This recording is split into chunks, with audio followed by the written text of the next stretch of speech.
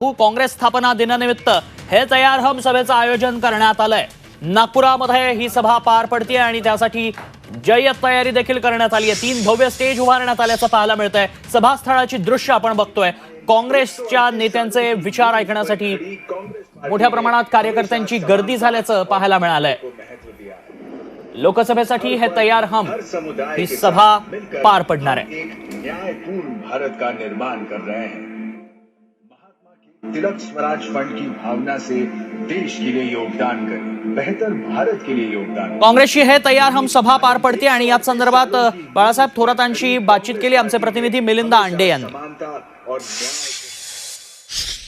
आपल्यासोबत काँग्रेसचे नेते बाळासाहेब थोरात आहे। बाळासाहेब, आज एकंदरीत जे आहे ते या ठिकाणी महासभा होती आहे आणि त्यानंतर काही बैठक होणार आहे अशी जी माहिती आहे ती सांगण्यात आलेली आहे। काय यावर वंचित संदर्भात काही चर्चा होणार? नाही, आज तर आम्ही ही महारॅली आमची होते आहे। त्यानंतर बैठकांचा सिलसिला तर सुरूच होणार आहे, कारण लोकसभा जवळ आलेल्या आहेत। त्या पद्धतीने छोट्या मोठ्या बैठका ह्या चालूच राहणार आहेत। एकंदरीत वंचितने 12-12ची मागणी केलेली आहे, काय सांगता? ठीक आहे, आता हे सर्वांच्या याच्यातून चर्चेतून शेवटी मार्ग निघत चालेल आणि आघाडी म्हणून आम्ही लढणार आहोत, जोरदार लढणार आहोत। एकंदरीत तुम्ही किती सीटांवर दावा करणार आहे इंडिया आघाडी? आज आकडा मी बोलत नाही, काही यावर चर्चा होऊन निश्चित केलं जाईल। अखिल भारतीय काँग्रेस कमिटीबरोबर चर्चा करावं लागते आम्हाला, तिथं निर्णय होईल आणि त्या पद्धतीने आम्ही पुढे जाऊ।